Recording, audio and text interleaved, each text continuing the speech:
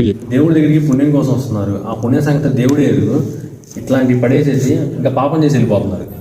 ఇకపై వచ్చిన వాళ్ళు అన్నా నీట్గా ఉండేలాగా మరి తీసుకొచ్చినప్పుడు ఆ కవర్లన్నీ మీతో పాటు తీసుకెళ్ళి బయట పడేయచ్చు కదా. ఇక్కడ విచిత్రం ఏంటంటే డైపర్ కూడా ఇక్కడ వేసారు చూడండి. అన్ని ఈ అవధూతలు ఉన్నారు. అవధూతల పక్కన ఉన్న శిష్యరకం తీసుకున్న వాళ్ళు చాలామంది ఉన్నారు. ఇక్కడికి వచ్చి తపస్సు చేసిన వాళ్ళు, సిద్ధి పొందిన వాళ్ళు చాలామంది ఉన్నారు. వాళ్ళకి సంబంధించిన వంశీకులు మొత్తం కూడా వచ్చి ఈ వేడుక చేస్తారు. ఇంత చిన్న ద్వారం నుండి వెళ్తే ఇంత పెద్ద గుహ, దీని పేరే గుత్తికొండ బిలం. ఇది ఆంధ్రప్రదేశ్లోని పల్నాడు జిల్లాలో ఉంటుంది. గుహ లోపలికి ఎంటర్ అవుతూనే శివలింగం కనిపిస్తుంది. స్వామిని ఇక్కడ చీకటి మల్లయ్యగా పిలుస్తారు. ఈ బిలం లోపల 101 సొరంగ మార్గాలు ఉన్నట్లు పెద్దవాళ్ళు చెప్తారు. సో ఫ్రెండ్స్, విన్నారు కదా స్వామివారు చెప్పింది. ఇప్పటికీ ఈ గుహలో మునులు తపస్సు చేసుకుంటూ ఉంటారని చెప్పారు. సో గుహ మొత్తాన్ని ఒకసారి మీకు చూపిస్తాను, వెళ్దాం పదండి. ఇవి చేజర్ల, కోటప్పకొండ, అమరావతి, శ్రీశైలం వంటి క్షేత్రాలకి మార్గాలు ఉన్నట్లు ఇక్కడ వారు నమ్ముతారు. ఈ ప్రాంతాన్ని దక్షిణ కాశీగా పిలుస్తారు. కొన్ని వందల సంవత్సరాల క్రితం ఈ గుహల్లో మునులు, ఋషులు తపస్సు చేసుకునే వాళ్ళని స్థల పురాణం ద్వారా తెలుస్తుంది.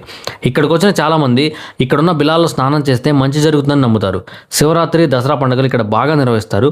కార్తీక మాసంలో అయితే పెద్ద సంఖ్యలో భక్తులు వచ్చి స్వామిని దర్శించుకుంటారు. లోపలికి వెళ్ళడానికి మనిషికి 30 రూపాయల టికెట్ మాత్రమే ఉంటుంది. ప్రతిరోజు నిత్యాన్నదానం కూడా నిర్వహిస్తారు. తప్పకుండా ఈ ప్లేస్ని మీరు కూడా విజిట్ చేయండి. అలాగే ఈ వీడియోని మీ ఫ్రెండ్స్ అండ్ ఫ్యామిలీతో షేర్ చేసుకోండి.